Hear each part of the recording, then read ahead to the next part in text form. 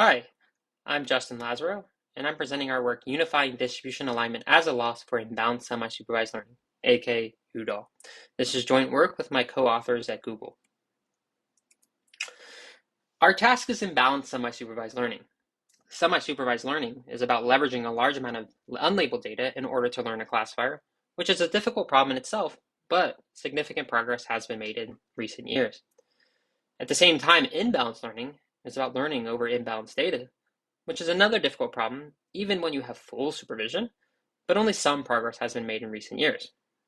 When combining these, previous work extends fixed match to the setting, yet it might significantly alter the training process or use complicated methods. For instance, it might require class balance sampling. It might introduce generational training, reinitializing a network in order to accumulate and rebalance pseudo-labels over time. The central theme of our approach will be around a unified modification to the unsupervised and supervised losses of fixed match-like semi-supervised learners. For instance, if we consider the fixed match training loss, we see that it is two terms, one supervised and one unsupervised. We will take advantage of two things already existing in the literature, in particular logit adjustment and distributional alignment, in order to accomplish this. We will connect these two techniques to provide a unified approach to alignment by modifying the semi-supervised training and loss only. More detail about logit adjustment and distributional alignment. If we consider a classifier f of x and a empirical data distribution p sub data and a distribution to align to p tilde, we can talk about logit adjustment, which modifies the standard cross-entropy loss to account for inference time shift in distribution. For instance, you train on imbalanced data, but evaluate on a balanced data set. In this case, p tilde might be a uniform distribution to account for a balanced evaluation set.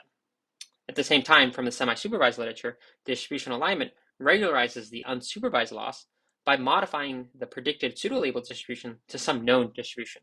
For instance, this known distribution might be the data distribution itself, and q hat might be the running average of the marginal distribution of the learned classifier itself. Our observation for unifying our approach is that logit adjustment and distributional alignment are remarkably similar in spirit.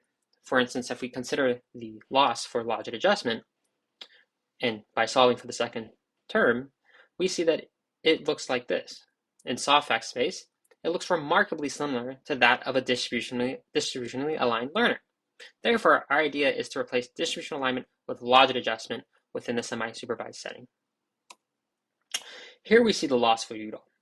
We used a progressive form of logit adjustment for both the supervised and the unsupervised branches. The progressive form allows us to more closely adjust for the loss from the imbalanced data distribution at the beginning of training, for instance, to learn a better representation, to something more balanced towards the end of training. We consider our results on CFAR 10LT. In the CReST setting, we find that we quite significantly outperform CReST Plus while using no special techniques like sampling or generational training. In the DARP setting, we find that with existing state-of-the-art methods, we either outperform them or come quite close in terms of competition in most imbalanced settings.